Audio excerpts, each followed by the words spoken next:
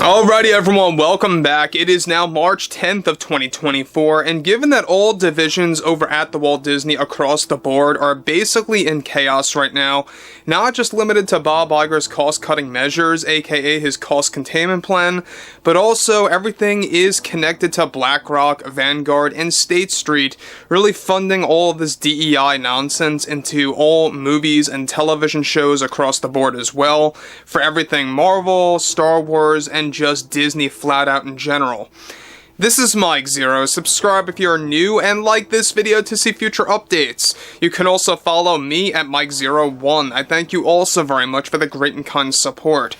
So I think that we could all agree here that Deadpool 3 by Disney and Marvel Studios is the only movie that they're really banking on making a decent profit this year, and there's a reason behind this, is because due to the strikes that happened throughout 2023, everything with WGA and SAG, that really created a very barren and empty year, at least for movies by Disney, especially within the Marvel Cinematic Universe. Deadpool 3 being the only film releasing this year, already has a lot of drama, really revolving around the film behind the scenes. Let's discuss. Now, we already know that Bob Iger and Kevin Feige are doubling down on pushing for reshoots to start by this April, to last until this May, just before the July release date window happens.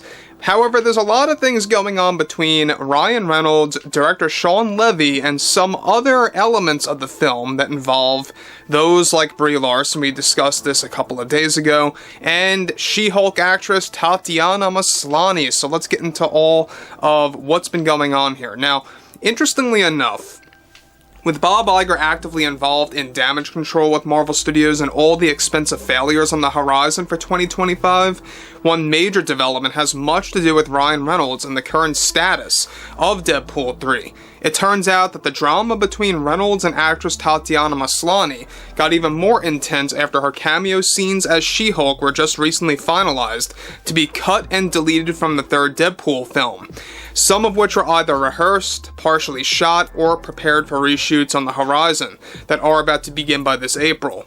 A significant update to the situation involves how both Reynolds and Shawn Levy reportedly fought with the Disney heads to remove the specific scenes related to She-Hulk portrayed by Tatiana, since she was becoming way too overly demanding and problematic behind the scenes for the film, where she was demanding to both Marvel Studios and Disney about requesting a higher payout in the long run for her scenes and more screen time, and didn't agree with the dialogue that was formed by Kevin Feige, and pressed this all onto the writers like Paul and Rhett. After many arguments, of course, by Ryan and Shawn, and how they got permission from Bob Iger and Kevin to completely remove the She-Hulk plans from the reshoots on the horizon, which were set to involve multiple moments in which She-Hulk defeats Wade Wilson, aka Deadpool, in a number of fights in the middle of the woods.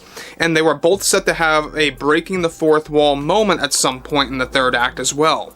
However, the insertion of She-Hulk from both Bob and Kevin, not a big surprise here, was purely and strictly based on using the character to deliver dialogue that would promote DEI. Various pieces of dialogue as well planned for She-Hulk were essentially going to establish moments in which She-Hulk was going to deliver lines that were held, of course, to man-hating elements to them and shaming men within the third act, something that Tatiana agreed with performing for the film.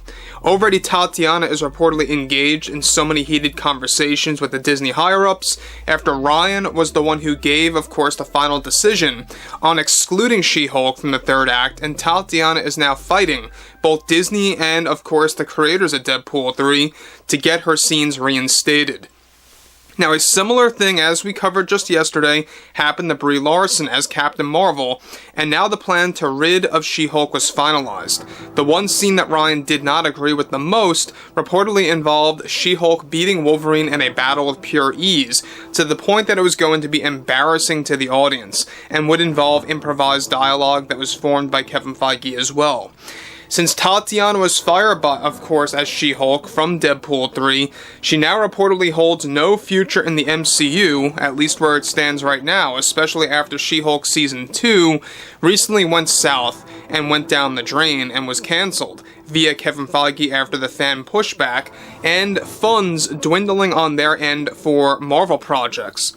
As of now, Ryan and Sean are desperately fine-tuning the movie to make sure it will be a decent film in the third act and are attempting to prevent all reshoots moving forward by Disney as Bob Iger and Kevin double down to bring in DEI elements into the film. Guys, let me say one thing about this before I move on. Now, again, you can see why Tatiana wanted to stay in this movie. I feel like she wanted to be a part of the Marvel Cinematic Universe on the big screen, and this was her big and one and only shot to really making that stand out the most. So, I'm not defending Tatiana at all. I'm just pointing out that's probably why she's acting so erratic right now when it comes to the production of Deadpool 3. You know, first, she was in line with what Marvel was doing. Then when Ryan and Sean began questioning the scenes that were being improvised by Kevin Feige and forced upon writers like Paul, of course, and Rhett, a lot of things were going pretty much, you know, down the drain at that point, where there was nothing but dialogue related to She-Hulk, you know, shaming men, man-hating parts, being a part of the third act. Nobody wants to see garbage like that. We've seen that plenty of times in various projects related to not just the MCU, but also to other projects that Disney has spewed out over the years. So it's nothing, you know, new to the Walt Disney Company. This is something that Bob Iger seemingly has an obsession about. But let's move on forward here now. In addition to this, Tatiana reportedly did make a scene at Marvel Studios in which she wanted, of course, and in which she actually warned that she is willing to touch on and expose all the truths surrounding the drama to Deadpool 3 to the general public. This attitude also comes after her firing from the MCU altogether, essentially. So, look, we have people like Brie Larson and Tatiana Maslany that really hold no future within the Marvel Universe. And I think it's very fair to say the reason why they're acting so crazy is that this was their bread and butter, the MCU. And they essentially screwed it up. You know, Kevin Feige and Bob Iger have no idea what to do when it comes to both Star Wars and when it comes to the Marvel Cinematic Universe. And the reason why I say Kevin Feige is that he was going to be connected to a Star Wars project that was handpicked by Kathleen Kennedy, and what do you know? Creative differences arose out of that, and it all fell apart. Now again, we know that the MCU is in trouble. 2025 is going to be, I feel, the worst year of all time. Not just because there are so many movies really close to each other, but they're all going to be expensive failures. They're already going through massive reshoots, rewrites, and it falls into that vicious cycle. Bob Iger did announce a couple of days ago that he is in the phase of canceling projects, many of which are Star Wars related, some of which will be MCU related. Don't be too shocked if some of the movies lined up for next year end up getting axed completely and removed from the 2025 slate. So anyway, I would really love to hear what you all have to say about this ongoing scenario with Deadpool 3 below in the comments. And if you guys did enjoy the content for today, make sure to drop a thumbs up on this video to support the channel, and I will catch you guys later.